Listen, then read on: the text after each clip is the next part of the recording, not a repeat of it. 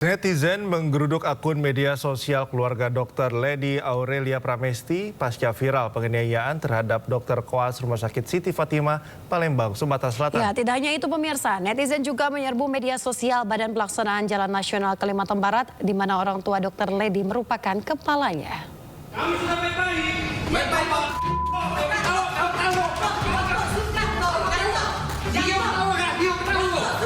Geram dengan penganiayaan yang dialami Ketua Koas Rumah Sakit Siti Fatimah Dr. Lutfi Hadian yang dilakukan sopir keluarga sesama Dr. Koas, netizen menggeruduk akun medsos Badan Pelaksanaan Jalan Nasional Kalimantan Barat.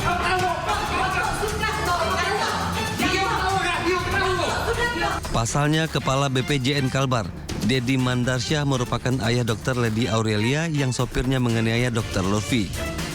Sementara ibunya Sri Melina merupakan seorang pengusaha yang memiliki butik di Palembang.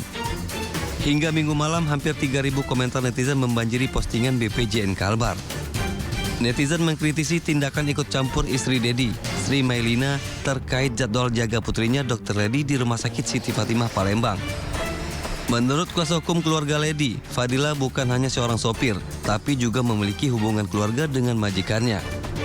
Keterlibatan Sri Melina menemui Dr. Lutfi untuk membicarakan jadwal jaga putrinya saat Natal dan malam tahun baru karena merasa anaknya tidak bisa mengkomunikasikannya dengan baik.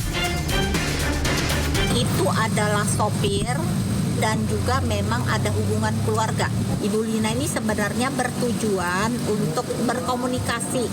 Mungkin dia menganggap anaknya tidak bisa berkomunikasi dengan rekan sesama mahasiswa, sesama peserta koas gitu.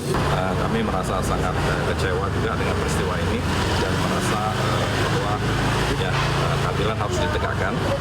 Kami sudah melaporkan kejadian ini kepada kepolisian dan sudah ditindaklanjuti oleh pihak kepolisian. Semoga orang yang melakukan ini dapat dihukum sesuai dengan hukum yang berlaku di Indonesia. Pasca perawatan di rumah sakit, Dr. Lutfi dibawa pulang ayahnya ke Jakarta untuk pemulihan di rumah.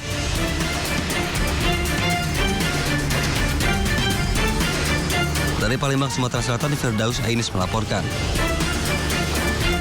Kita ke informasi selanjutnya, polisi telah meningkatkan kasus penganiayaan terhadap karyawan toko roti yang dilakukan oleh anak pemilik toko ke tahap penyidikan. Gelar perkara kasus tersebut sudah dilakukan, polisi juga memeriksa sejumlah saksi.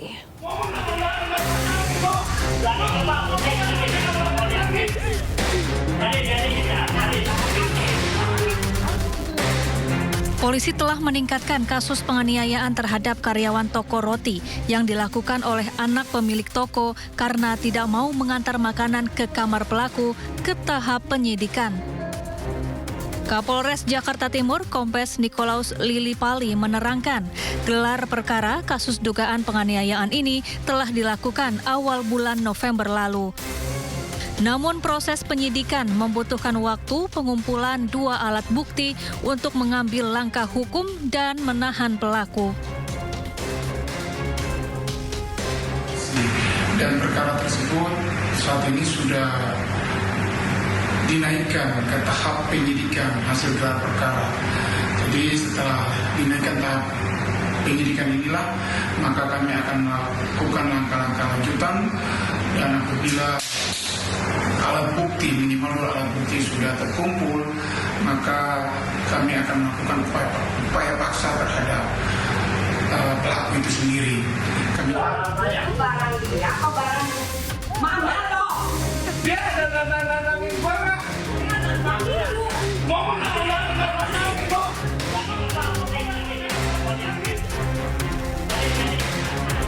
Sebelumnya viral di media sosial, seorang anak pemilik toko roti di Kelurahan Penggilingan, Kecamatan Cakung, Jakarta Timur, menganiaya karyawatinya.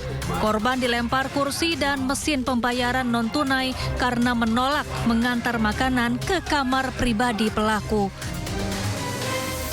Akibat penganiayaan, korban mengalami luka lebam di beberapa bagian tubuh.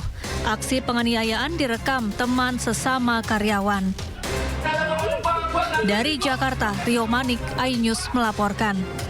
Sopir penganiaya Dr. Koas di Palembang, Sumatera Selatan ditetapkan sebagai tersangka. Polisi menyebut motif pelaku menganiaya korban karena kesal dengan perilaku korban yang dianggap tidak sopan terhadap majikannya.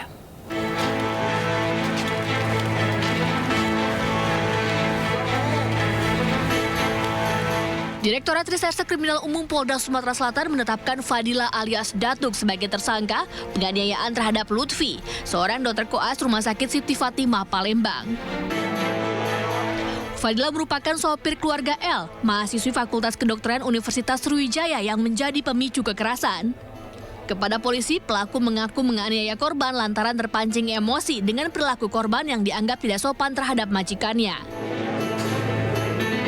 Motifnya adalah karena pelaku kesal melihat korban seperti tidak respon terhadap ibu teman korban yang bernama, saya inisial, Ibu SM. Ya, ini ibu dari teman korban yang bernama LD. Sehingga pelaku emosi dan langsung melakukan penganiayaan. Saya meminta maaf kepada korban Lutfi dan keluarganya karena saya telah melakukan penganiayaan kepadanya. Dan juga kepada keluarga Ibu Lina, Bapak Dedi dan Lady, saya meminta maaf yang satu-satunya karena